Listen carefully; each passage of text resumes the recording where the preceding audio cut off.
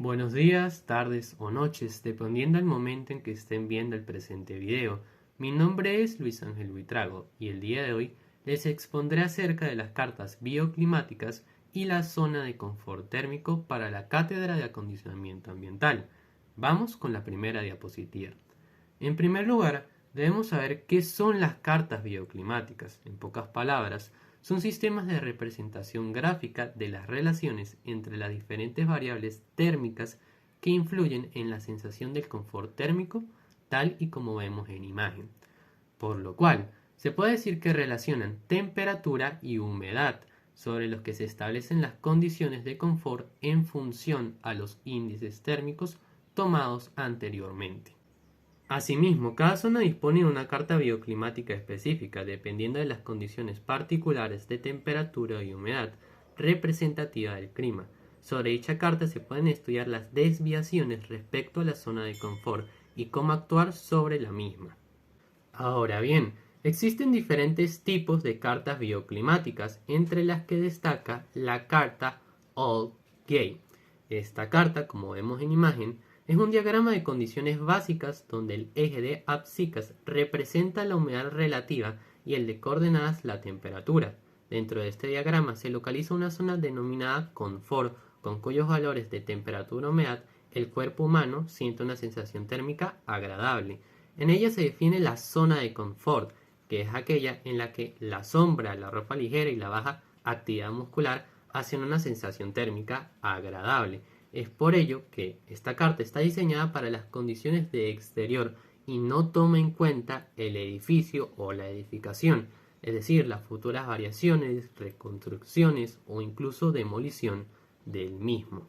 Por otra parte, también tenemos la carta de Giovanni, que, representado sobre la base de un diagrama psicométrico, también refleja en él una zona de bienestar e igualmente está rodeada por las diferentes estrategias bioclimáticas que permitirán alcanzar el bienestar térmico anteriormente mencionado, por ejemplo, en la carta pasada ya expuesta.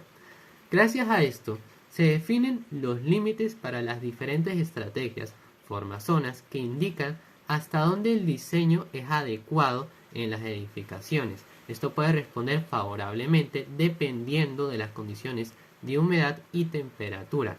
Por esta razón, a este diagrama se le llama la carta bioclimática de edificaciones. ¿Por qué? ¿Para qué sirve? Para edificaciones.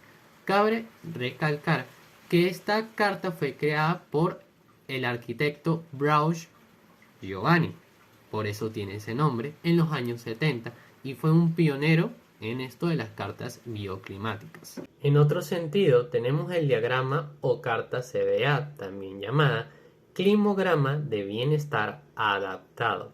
Básicamente se basa en la estructura empleada por All-Gay en su gráfico, con las incorporaciones de estrategias básicas empleadas en el clinograma de Giovanni y con los avances de la teoría de bienestar mostrados por Ashray. Sobre esta base gráfica se han incluido nuevas áreas y se han matizado algunos datos para hacerlo más fácil, es decir, que su funcionamiento nace de esos dos diagramas.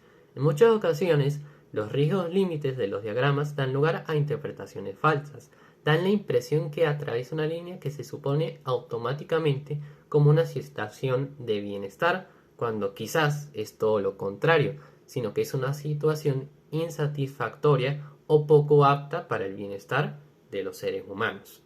Dentro de este orden de ideas, cabe mencionar también a las cartas de isopletas, tal y como se ilustra en la imagen de esta diapositiva.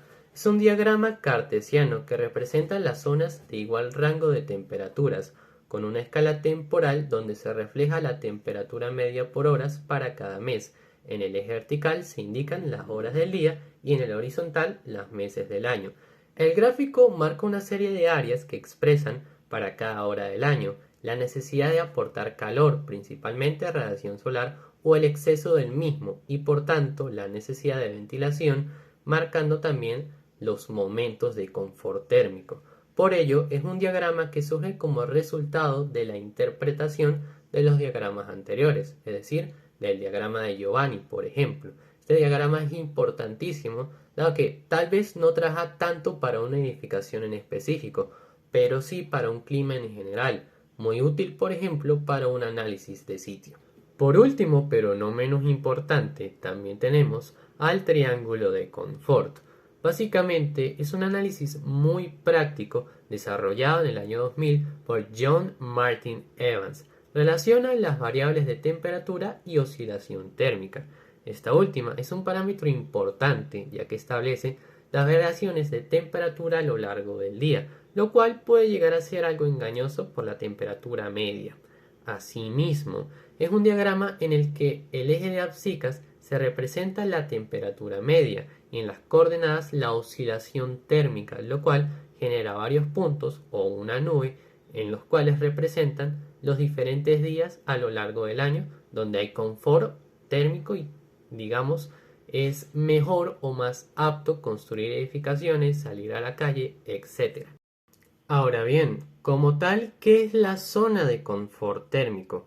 Esto es un concepto algo subjetivo, que no puede expresarse en grados y no puede ser definido por rangos de temperatura aceptables, ya que se trata de una experiencia personal en la que influyen diversas variables como la humedad y la velocidad del aire, o las vestimentas de las personas, la actividad física que se desarrolle, etc. Además de todo esto, puede ser diferente para cada individuo, todos tenemos experiencias distintas.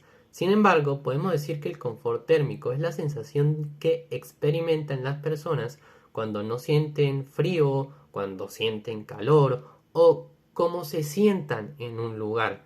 Es qué tan agradable es un espacio, tanto dentro como fuera, es decir, en una edificación o en un área exterior.